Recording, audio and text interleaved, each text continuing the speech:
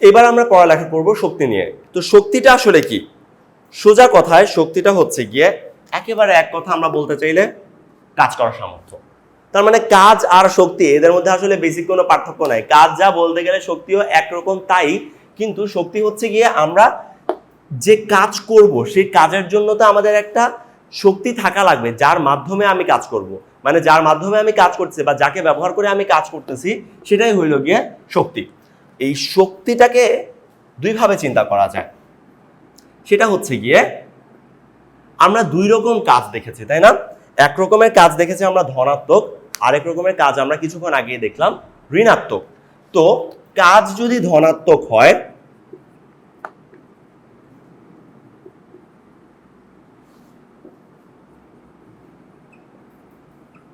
তাহলে কোন বস্তুর মধ্যে শক্তি সঞ্চিত হয়। ব্যাপারটা কিরকম? আবার কাজ যদি ঋণাত্মক হয় তাহলে শক্তি খরচ হয়। ব্যাপারটা কিরকম আমি একটু বোঝানোর চেষ্টা করি। ধরো কোনো একটা ব্লক, সেটা একটা নির্দিষ্ট উচ্চতায় আছে, আমি ওকে কি করব? তাহলে এই জিনিসটা আমরা একটু ব্যাখ্যা করার চেষ্টা করি। কিছুক্ষণ আগে আমি যে চিত্রটা দেখিয়েছিলাম যে আমি কোনো একটা বস্তুকে বল প্রয়োগ করলাম, তার মানে আমি ওই বস্তুটাকে হচ্ছে গিয়ে একটা নির্দিষ্ট পরিমাণ সরণ আমি এর মধ্যে সৃষ্টি করলাম। তার মানে আমি কি করলাম? এই বস্তুটাকে আমি শক্তি দিলাম, যে কারণে সে হচ্ছে গিয়ে সে ধনাত্মক কাজ করলো। কিন্তু এখানে যে আমি একটা জিনিস বলেছিলাম যে ওর জন্য একটা বাধা দানকারী ঘর্ষণ বল থাকে, এই ঘর্ষণ বল কিন্তু তার এদিকের সরণকে বাধা দেওয়ার চেষ্টা করছিল। তার মানে সে সেখান থেকে শক্তি অপসারণ করার চেষ্টা করছিল, সে কারণে ঘর্ষণ বলের জন্য কৃত কাজ যেটা, সেই কৃত কাজটা হবে ঋণাত্মক। তাহলে এই জিনিসটা থেকে আমরা খুবই সিম্পলি বুঝতে পারি কাজ যদি ধনাত্মক হয় তাহলে তাই সেই বস্তুটার মধ্যে, মানে যে বস্তুটা কাজ করছে সেই বস্তুটার মধ্যে শক্তি সঞ্চিত হয়, আর যদি কাজ ঋণাত্মক হয় তাহলে সেই বস্তুটার শক্তি খরচ হয়। তো এই ছিল কি বেসিক্যালি শক্তি। আর আমি বলেছিলাম শক্তির যে ধর্মগুলো আছে সেগুলো অনেকটা কাজের ধর্মের সাথে রিলেটেড। সে কিভাবে? দেখো, যেমন কাজের একক কি ছিল? জুল। এবং মজার ব্যাপার হচ্ছে গিয়ে শক্তির এককও জুল। কাজের মাত্রা সমীকরণ কি ছিল?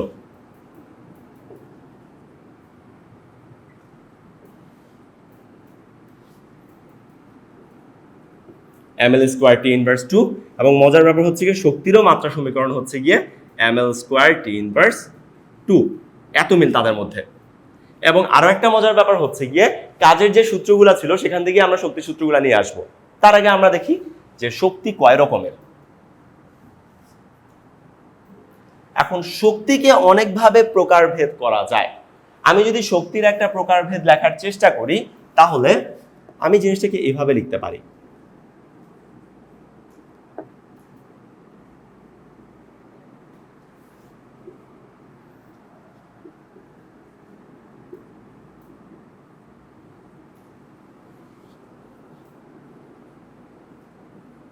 বলা যায় এটা হচ্ছে একটা নেমোনিক, মানে মনে রাখার একটা শর্টকাট টেকনিক। বলা যায় এত রকমের শক্তি প্রকৃতিতে বিরাজ করে, যা দিয়ে যান্ত্রিক শক্তি, তা দিয়ে তাপ শক্তি, স দিয়ে সৌরশক্তি যেটা আমরা সূর্য থেকে পাই,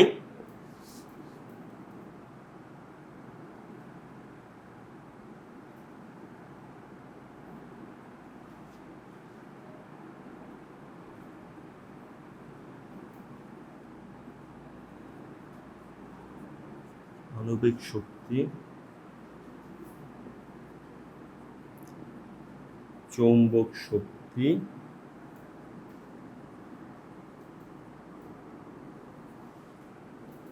বিদ্যুৎ শক্তি,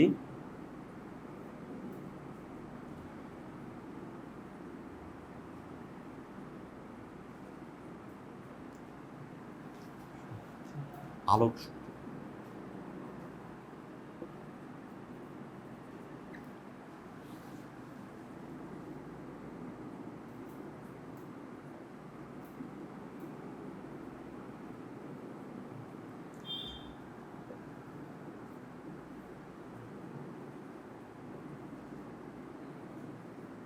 মোটামুটি বলা যায় এত রকমের শক্তি প্রকৃতিতে বিরাজ করে।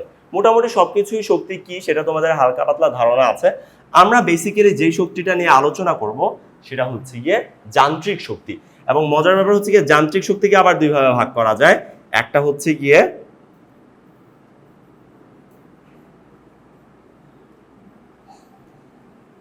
বিভব শক্তি, আরেকটা হচ্ছে গিয়ে গতিশক্তি। তার মধ্যে এই গতিশক্তিটা নিয়ে আমরা সবার প্রথমে আলোচনা করব। ওকে, আমরা বিভিন্ন রকমের শক্তি নিয়ে আলোচনা করলাম। এবার আমরা প্রথমেই যে জিনিসটা দিয়ে শুরু করব সেটা হচ্ছে গিয়ে গতিশক্তি। গতিশক্তি ব্যাপারটা কি, যে কোনো বস্তুর মধ্যে বেগের সঞ্চার হইলে বা গতির সঞ্চার হইলে তার মধ্যে যে শক্তি সঞ্চিত হয় বা যে শক্তি দিয়ে সে সেই গতিটা অর্জন করে সেই শক্তিটাই হচ্ছে গিয়ে গতিশক্তি। তার মানে আমরা বুঝতে পারতেছি আমাদের গতিশক্তির যে সূত্রটা থাকবে সেটার মধ্যে অবশ্যই একটা জিনিস থাকতে হবে, সেটা হচ্ছে গিয়ে বেগ। ওকে, আমরা এর আরেকটা জিনিসও বলছিলাম, আমরা এই শক্তি সূত্রগুলো প্রমাণ করব কাজের সূত্র থেকে, তাদের মধ্যে রিলেভেন্সি কত বেশি এটা বোঝানোর জন্য। সো আমরা কাজের সূত্র থেকে শুরু করব, যে ডাব্লিউ সমান সমান এফএস। এবার কি করব, এফ এর মান বসাবো, এস এর মান বসাবো। বলো তো এফ সমান সমান কি? এফ সমান সমান হচ্ছে গিয়ে এম এ, আর এস সমান সমান কি? এস সমান সমান ইউটি প্লাস হাফ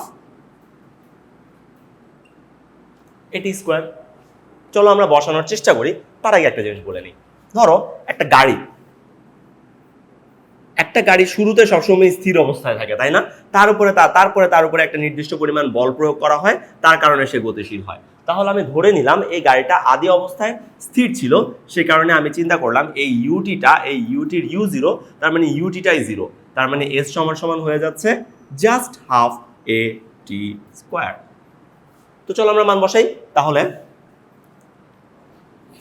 ডাব্লিউ সমান সমান এফ এর জন্য এম এ এবং এস এর জন্য হাফ এ টি স্কোয়ার। ওকে, এখন হচ্ছে গিয়ে আমরা আরেকটা কাজ করব, যে এখানে এ আর এ আমরা গুণ করে দিই আগে। হ্যাঁ, half M A square T square.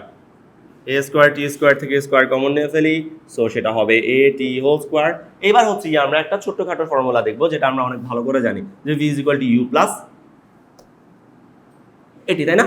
So once again আমি যেটা বলছিলাম, আদি বেগটা শূন্য, so v would be equal to এটি।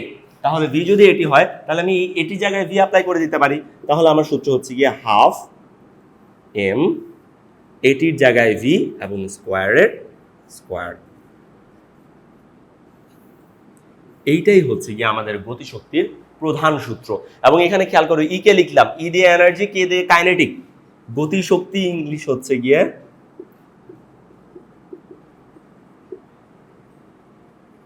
Kinetic energy. সে কাইনেটিকের কে এবং ই এর এনার্জির ই মিলে ই কে গতিশক্তি সমান সমান হাফ এম ভি স্কোয়ার। এটা হচ্ছে কি আমাদের গতিশক্তির জন্য প্রধান সূত্র। এখন যদি এমন না হইতো, যদি ও স্থির অবস্থা থেকে তার যাত্রা শুরু না করতো, যদি সে একটা নির্দিষ্ট বেগে গতিশীল থাকতো, সে এই গাড়িটা আগে থেকে একটা ইউ বেগে গতিশীল ছিল এবং আমি তার উপরে আবার এফ প্রয়োগ করলাম, সে কারণে তার গতি বেড়ে গিয়ে ভি হয়ে গেল। হতে পারে না এমন যে আমরা একটা গাড়ি সাধারণ বেগে চালাচ্ছিলাম, হঠাৎ করে আমি গাড়ির এসকেলেটরে চাপ দিলাম, সো অ্যাক্সেলেটরে চাপ দেওয়ার ফলে হচ্ছে গিয়ে সে কি করলো, গাড়িটা আরো জোরে ছুটতে শুরু করলো, তার মানে তার বেগ ইউ থেকে ভিতে চেঞ্জ হয়ে গেল, তার মানে তার একটা আদিবেগ তখন থাকবে। সো সেই কারণে ওই সূত্রটা লেখার জন্য আমরা চিন্তা করব যে ওর আদিবেগ শুরু থেকেই আছে। আর শুরু থেকে যদি ওর আদিবেগ থেকে থাকে, তাহলে আমরা এই সূত্রটাকে এই জায়গাটায় অন্যভাবে বসাবো। কিভাবে বসাবো? আচ্ছা, তো আমরা এবার এমন একটা অবস্থার জন্য চিন্তা করব যখন আদিবেগ থাকবে, মানে ইউ থাকবে। তাহলে এখানে কি হচ্ছে, ভি সমান সমান ইউ প্লাস এটি। তার মানে আমরা এখন আদিবেগকে রেখে কাজ করব। যদি আদিবেগকে রেখে কাজ করতে হয়, তাহলে আমি এক কাজ করি, এই সমীকরণের দুই পাশে আমি হাফ এম দিয়ে গুণ দিই। হ্যাঁ, ঠিক আছে। তারপরে আমাদের পরের যে সিস্টেমটা, সেটার জন্য আমাদের যেটা করতে হবে, সেখানে ইউ কে আমাদের জিরো ধরা যাবে না, তার একটা আদিবেগ থাকতে হবে। তো চিন্তা করো, এটার জন্য আমাদের আরেকটা সূত্র ছিল না, ভি স্কোয়ার সমান সমান ইউ স্কোয়ার প্লাস 2as, যেটা হচ্ছে কি আমরা গতির চ্যাপ্টারে পড়েছিলাম, যে এরকম গতির বা আদিবেগ এবং শেষ বেগের সাথে এরকম একটা সম্পর্কের সূত্র আছে। তো আমি কি করব, এটা দুই পাশে হাফ এম দিয়ে গুণ দিয়ে দিব।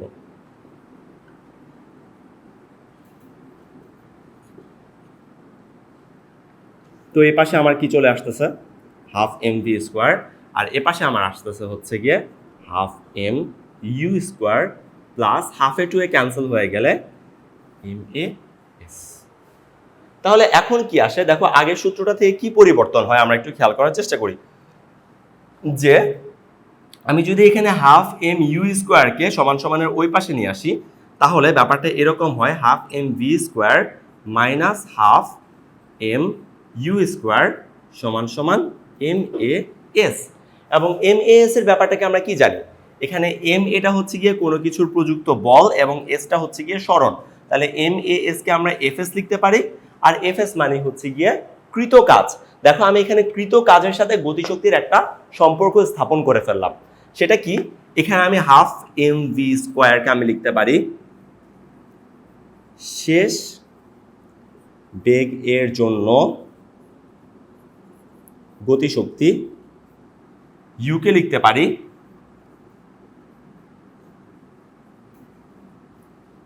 আদিবেগের জন্য গতিশক্তি, এবং এফএস হচ্ছে গিয়ে প্রযুক্ত বল। তার মানে এই সিনারিওটা কেমন, যে একটা গাড়ি যাচ্ছিল, মানে থেমেছিল না, সেই গাড়িটার আগে থেকে একটা বেগ ছিল, ইউ সমান সমান সামথিং ছিল, জিরো ছিল না, ইউ সমান সমান সামথিং ছিল, এবং আমি তাকে আবার একটা এফ ফোর্স অ্যাপ্লাই করলাম, সে কারণে সেই ইউটা বেড়ে গিয়ে ভি হয়ে গেল, অ্যান্ড সো এই ফর্মুলাটা পাওয়া গেল। তার মানে আমরা এখানে কি দেখতে পাচ্ছি, যে গতিশক্তির পরিবর্তন সমান সমান কৃত কাজ।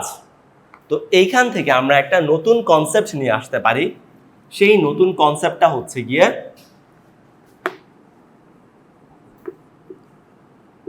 কাজ শক্তি উপপাদ্য।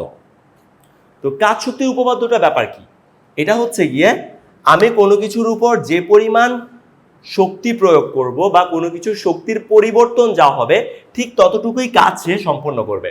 যেমন দেখা যাচ্ছে এখানে এফএস হচ্ছে half m v square minus half m u square. তার মানে এখানে এই এফএসটা হচ্ছে গিয়ে কাজ বা কৃত কাজ, আর এখানে এই আদি বেগের যে গতিশক্তি এবং শেষ বেগের যে গতিশক্তির পরিবর্তন, এটা হচ্ছে গিয়ে গতিশক্তির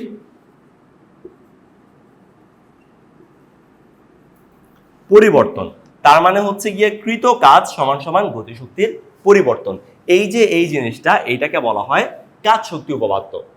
তার মানে আমি যদি আদিবেগ ছাড়া চিন্তা করতাম তাহলে আমার একরকম সূত্র ছিল, এবং আমি আদিবেগ দিয়ে চিন্তা করার ফলে আমার আরেক রকম সূত্র হলো। তো সূত্র দুইটাকে আমি একসাথ করি।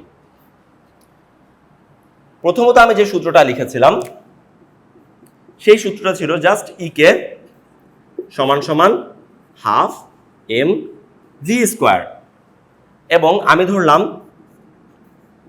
ইকে প্রাইম সমান সমান হাফ এম ইউ স্কোয়ার, আদি বেগের জন্য গতিশক্তি, শেষ বেগের জন্য গতিশক্তি। তার মানে হচ্ছে গিয়ে ডাব্লিউ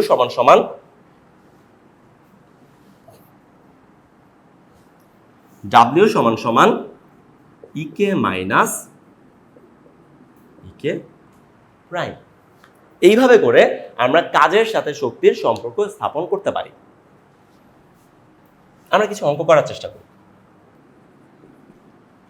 ধরো আমাদেরকে এরকম একটা ম্যাথ দেওয়া হলো, কোনো স্থির বস্তুর উপর 10 নিউটন বল প্রয়োগের ফলে সেটি 10 মিটার পার সেকেন্ড বেগ অর্জন করলো, বস্তুটির ওজন 10 কেজি হলে সরণ কত। তার মানে আমরা ধরলাম যে স্থির বস্তু যেহেতু, তার মানে তার আদিবেগ 0। আমাকে বলেই দিচ্ছে সেটা 10 মিটার পার সেকেন্ড বেগ অর্জন করলো, তার মানে শেষ বেগ 10 মিটার পার সেকেন্ড। এবং আমাকে এটাও বলে দিয়েছে বস্তুটার, সরি আমি এখানে ওজন লিখে ফেলেছি, ভর হবে, ওর ভর এম সমান সমান হচ্ছে গিয়ে 10 কেজি। আমার কাছে জিজ্ঞেস করছে সরণ কত। মোস্ট ইম্পর্টেন্টলি আমাকে এখানে অ্যাপ্লাইড ফোর্স এফ দেওয়া আছে, উইচ ইজ 10 নিউটন। সো বুঝাই যাচ্ছে আমরা কোন ফর্মুলা অ্যাপ্লাই করব, যে আমরা জানি হচ্ছে গিয়ে এফ এস সমান সমান half m v square minus half m u square. খেয়াল করো আমাকে এফ এর মান দেওয়া আছে, এম এর মান দেওয়া আছে, ভি এর মান দেওয়া আছে, ইউ এর মানও দেওয়া আছে, শুধু এস এর মান বের করতে হবে। এখান থেকে আমরা সেটা বের করে ফেলতে পারবো। আরেকটা ম্যাথ দেখি।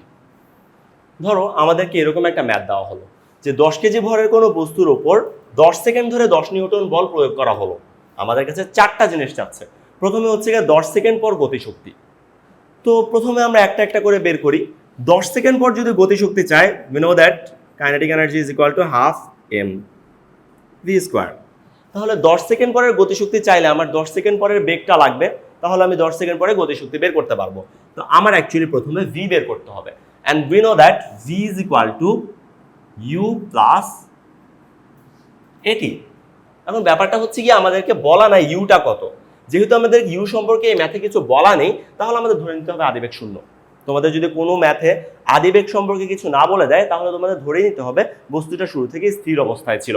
তার মানে এখানে ইউ হচ্ছে গিয়ে 0। তাহলে হচ্ছে আমাদের এখানকার ত্বরণ লাগবে। আমরা ত্বরণ কিভাবে পাবো এই বস্তুটার? দেখো আমাদের এই বস্তুটার ভর দেওয়া আছে এবং বস্তুটার উপর প্রযুক্ত বলও দেওয়া আছে।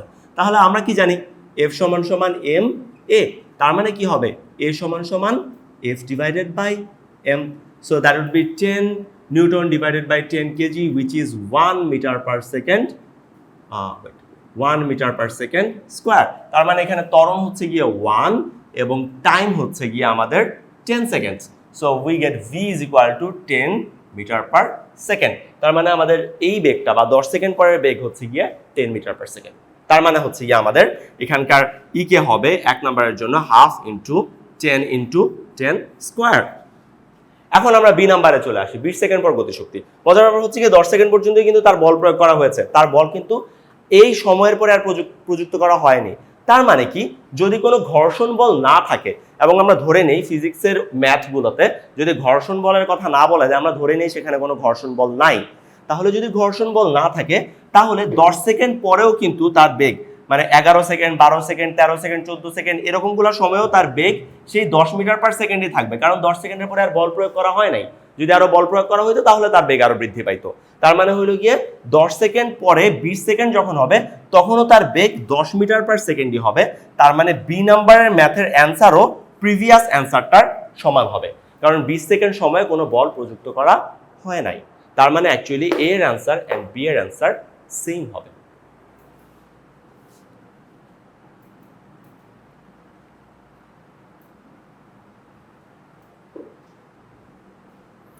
ওকে, তারপরে আমাদের যদি বলে 10 সেকেন্ড পর সরণ বের করতে, তাহলে এই 10 সেকেন্ড পর্যন্ত বস্তুটা কিন্তু সমত্বরণে যায়, তাই না? কারণ ওর উপর বল প্রয়োগ করা হচ্ছে, বল প্রয়োগ করার কারণে তার একটা ত্বরণ সৃষ্টি হচ্ছে। তাহলে 10 সেকেন্ড পরে যদি সরণ চায়, তাহলে s সমান সমান ut plus half a t square. তার কারণ হচ্ছে গিয়ে এই টুকু সময় তার উপর বল প্রযুক্ত হচ্ছিল এবং এখানে আদিবেগ শূন্য, এন্ড আমরা জানি হাফ এ টি স্কোয়ারে এ কিভাবে বের, এ এর মান আমরা 1 আগেই বের করে রেখেছি, এন্ড টি এর মান হচ্ছে আমাদের 10, সো সিম্পলি বের হয়ে যাবে। কিন্তু আমরা যদি 20 সেকেন্ড পরে সময় বের করতে চাই, দ্যাট মিন্স আমরা যদি ডি নাম্বার ম্যাথটা করতে চাই, তাহলে আমাদের একটা জিনিস খেয়াল রাখতে হবে 10 সেকেন্ড পর্যন্ত ফোর্স অ্যাপ্লাই করা হচ্ছে, বাকি 10 সেকেন্ড কিন্তু ফোর্স অ্যাপ্লাই করা হয় নাই। তার মানে প্রথম 10 সেকেন্ড সে যাবে সমত্বরণে এবং তার পরবর্তী 10 সেকেন্ডে সে যাবে সমবেগে। তার মানে হচ্ছে গিয়ে ফর ফার্স্ট 10 সেকেন্ডস এটা হবে হচ্ছে গিয়ে s is equal to ut plus half a t square, and এখানে ut এর ভ্যালু 0 কারণ আদিবেগ শূন্য, a এর ভ্যালু 1, t এর ভ্যালু 10, প্রথম s-টা বের হয়ে যাবে which it could be considered as s1। তারপরে আমরা যেটা বের করব সেটা হচ্ছে কি s2, মানে পরবর্তী 10 সেকেন্ডের জন্য। তো পরবর্তী 10 সেকেন্ডের জন্য যদি আমি এটার সরণ বের করতে চাই, তাহলে হচ্ছে কি আমাদের খেয়াল করতে হবে সে কিন্তু পরবর্তী 10 সেকেন্ডে সমবেগে যাচ্ছে। তাহলে সমবেগের জন্য আমাদের কি হবে vt, এবং এই vটা কত? 10 সেকেন্ড সময়ে যে শেষ বেগটা ছিল এই vটা হচ্ছে গিয়ে সেই v। তার মানে 10 সেকেন্ড পরে শেষ বেগ কত ছিল আমরা এখান থেকে বের করছিলাম 10 মিটার পার সেকেন্ড। তার মানে হচ্ছে এখানে v হবে 10 metre per second and t would be 10 seconds. তাহলে এটা s1, এটা s2, দুটাকে ডিফারেন্ট ভাবে আমরা যোগ করে ফেলবো। এইটা হচ্ছে গিয়ে কোনো কিছুর উপর বল প্রয়োগের কারণে এদের মধ্যে যে সরণের যে ম্যাথগুলো হয় সেগুলোর মধ্যে এভাবে পার্থক্য সৃষ্টি হয়।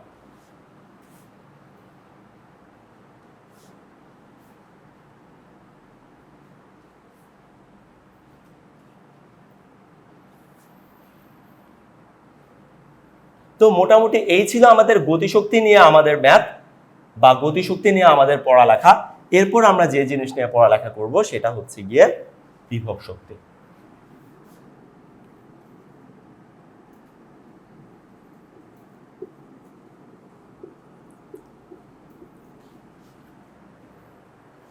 গতিশক্তির ব্যাপারটা বা কনসেপ্টটা খুবই সিম্পল। বিভব শক্তির কনসেপ্টটা আমাদের একটু ইমেজিন করে নিতে হবে। মানে ব্যাপারটা হচ্ছে, ধরো আমি এরকম একটা ব্লক, সেটা ফ্লোরের উপরে ছিল, সেটাকে আমি অনেক কষ্ট করে উপরে উঠালাম। তো উপরে উঠানোর ফলে কি হলো, যে আমি তাকে নিয়ে একটা কাজ করলাম, তাই না? আমি তার অবস্থান পরিবর্তন করলাম। এই অবস্থান পরিবর্তন করার কারণে ওর মধ্যে একটা শক্তি সঞ্চিত হলো। মানে আমি যদি কোনো বস্তুকে পৃথিবী থেকে বা ভূমি থেকে উপরে উঠাই বা পৃথিবী থেকে তার দূরত্ব চেঞ্জ করি, তাহলে তার মধ্যে একটা শক্তি সঞ্চিত হয়, যাতে করে সেই শক্তিটা ব্যবহার করে সে আবার উপর থেকে নিচে পড়তে পারে। কারণ তোমরা খেয়াল করবা, আমাদের কষ্ট করে কিন্তু ডাস্টারটাকে উপরে উঠাতে হচ্ছে, কিন্তু আমি যদি ওকে নিচে নামাতে চাই তাহলে আমার কষ্ট করে নামাতে হয় না, আমাকে জাস্ট ছেড়ে দিলেই হয়, সেটা নিচে নেমে যায়। তার মানে হইলো গিয়ে, কোনো বস্তুকে উপরে উঠালে তার মধ্যে একটা শক্তি সঞ্চিত হয়, সেই শক্তিটা ব্যবহার করেই সে আবার নিচে পড়ে যায়।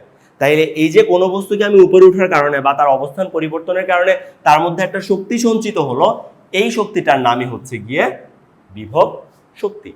সো আমরা আগে যেরকম কাজের শক্তি থেকে গতিশক্তির সূত্র প্রতিপাদন করলাম, এবারও আমরা কাজের সূত্র থেকে বিভব শক্তির সূত্র প্রতিপাদন করব। তো আমরা ওয়ান্স এগেইন কাজ দেখি, ডাব্লিউ সমান সমান এফ এস, আর এফ মানে হচ্ছে গিয়ে এম এ এস। আমি যদি কোনো কিছুর বিভব শক্তি পরিমাপ করতে চাই, তাহলে দেখা যায় যে সেটা পৃথিবী থেকে উচ্চতার জন্য নির্ধারণ করা হয়। তো সেক্ষেত্রে পৃথিবীর এই যে এ বা অভিকর্ষজ ত্বরণ, সেই এটা সবসময় হচ্ছে গিয়ে জি থাকে। এবং আমি যদি সরণটা চিন্তা করতে চাই, সেটা সবসময় হয় পৃথিবী থেকে উচ্চতা, বা আমি পৃথিবী থেকে সেটাকে কত উপরে উঠালাম, সেই কারণে আমার এইখানে যেটা চিন্তা করতে হবে সেটা হচ্ছে গিয়ে উচ্চতা বা এইচ। মজার ব্যাপার হচ্ছে কি, এটাই আমার বিভব শক্তির সূত্র। তার মানে বিভব শক্তি, ই দিয়ে এনার্জি, পি দিয়ে হচ্ছে পোটেনশিয়াল,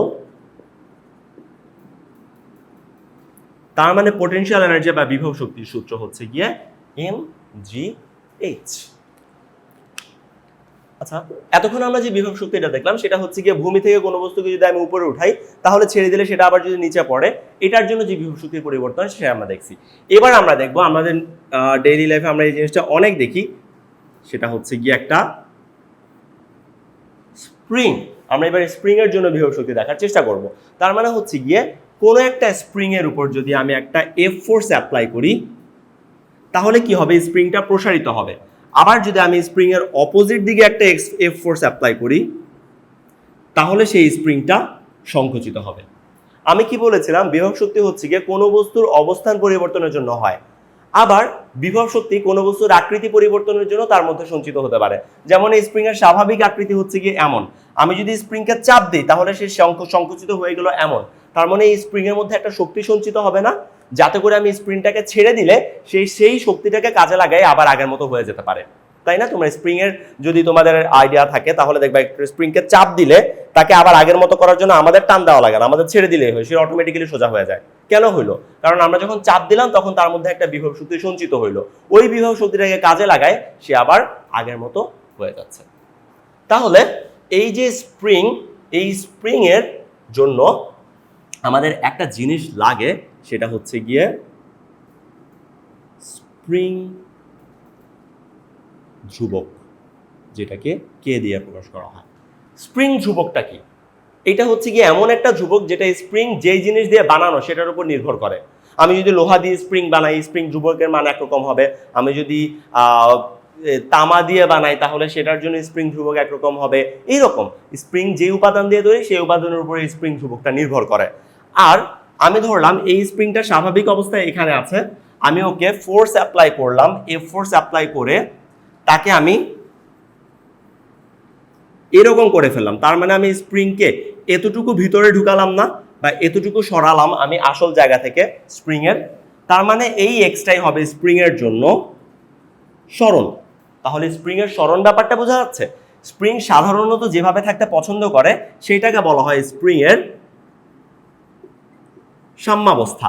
এই সাম্যাবস্থা থেকে যদি আমি একটা নির্দিষ্ট পরিমাণ ফোর্স অ্যাপ্লাই করে স্প্রিংকে সংকুচিত করে ফেলি, তাহলে সেইটা হবে গিয়ে স্প্রিং এর সরণ, মানে সাম্যাবস্থা থেকে কতটুকু সরলো। কোন মজার ব্যাপার হচ্ছে, আমি স্প্রিংকে টানও দিতে পারি, লাইক আমি স্প্রিংকে বেশি টেনে এতটুকু সরণও করতে পারি।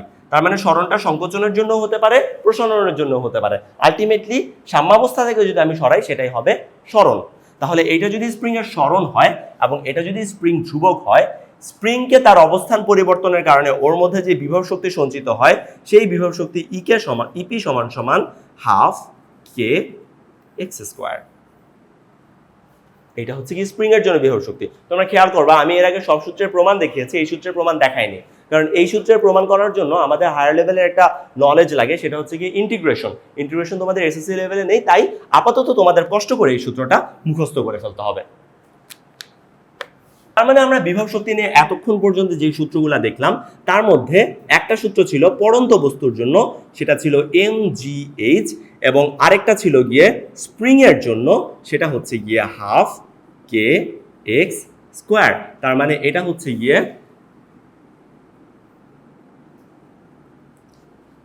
পড়ন্ত বস্তু আর এটা হচ্ছে গিয়ে স্প্রিং।